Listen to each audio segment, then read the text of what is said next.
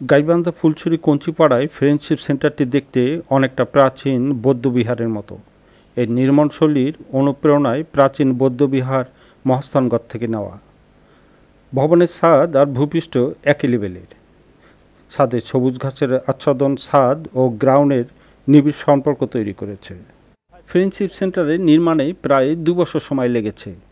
প্রশিক্ষণার্থীদের জন্য নিরিবিলি ও শান্ত একটি পরিবেশ তৈরি এবং ছাদে সবুজ ঘাস ঢাকা ও কক্ষগুলি মাটির নিচে থাকায় প্রাকৃতিকভাবেই অপেক্ষাকৃত ঠান্ডা থাকে।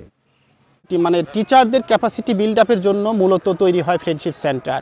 2টা ক্লাসরুম আছে, এইখানে আছে প্যাভিলিয়ন যেখানে গ্রুপ সেশন গ্রুপ ওয়ার্ক করতে পারে। এইখানে আছে একটা লাইব্রেরি, ডিজিটাল লাইব্রেরি, আমাদের নিজস্ব ইন্টারনেট।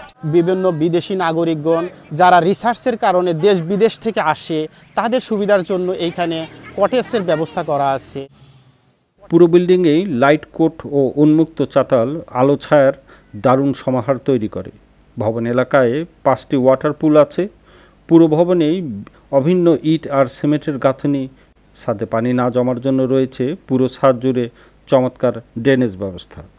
রুমের অবস্থান ও কার্যক্রম অনুসারে পুরো নির্মাণ এলাকায় 24 ভাগে ভাগ করা হয়েছে, যেমন library, admin room, reception, parking ইত্যাদি।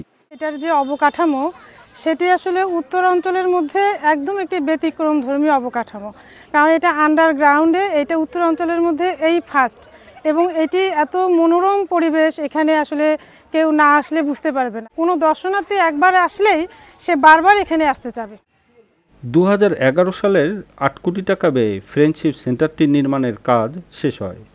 এই স্থাপনাটি 2014-16 সালের শ্রেষ্ঠ স্থাপনা হিসাবে আগারখা ওয়ার্ল্ড ফর আর্কিটেকচার পুরস্কারের জন্য বিশ্বব্যাপী চূড়ান্ত মনোনয়ন পাওয়ায় 19টি স্থাপত্যের মধ্যে একটি হিসেবেই নির্বাচিত করা হয়।